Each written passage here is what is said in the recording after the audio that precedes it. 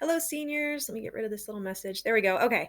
Hi, seniors. So this video is only for students who still need to make up the summative seminar. So if you already did that before we went out on the quarantine break, don't worry about this. You've got a couple days off. Okay. This is just for people for the summative seminar. So agendas for those people. If you haven't taken a break today, take a break, walk away from your computer, go outside, play with your pet, do something to give yourself a little break, step away from your device. It's good for you. Okay, so agenda for today. I'm going to explain to you the alternate seminar assignment that I came up with and explain to you how to post that and go over how you'll receive feedback for that.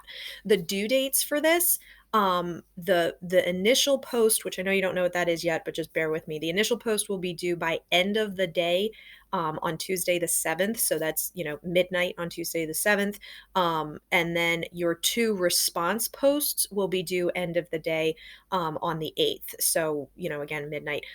But hopefully I'm putting this out early enough that you can get them done way before midnight so that you can get a full night's sleep because that's also good for you. All right, so let me switch here back to the assignment. Here we go. Come on. There we go. Okay.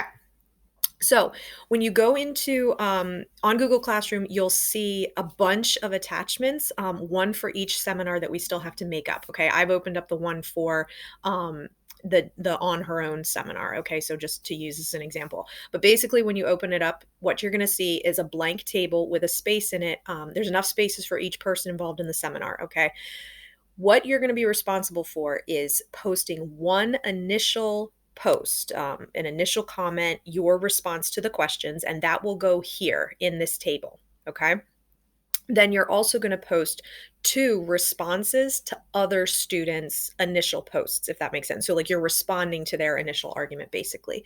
The rubric is right below. I've put the rubric right below the little seminar discussion area, and that might make it a little bit more sense.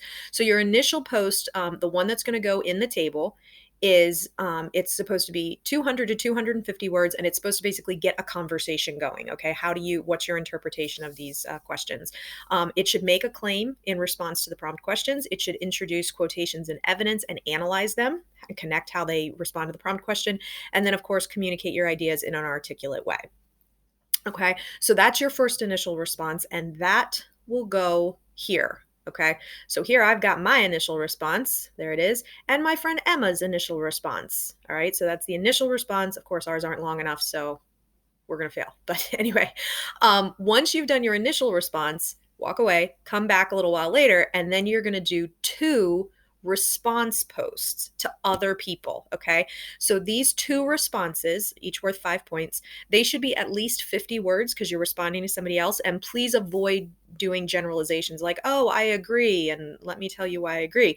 All right. These should be, substantive responses that kind of encourage the conversation to keep going. So you've got three options with these responses.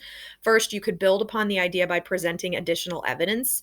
So not, agree with it, but then here kind of take it in a different direction with more evidence. You could challenge or question some aspect of the post. So maybe you want to, disagree, play devil's advocate a little bit. You could do that.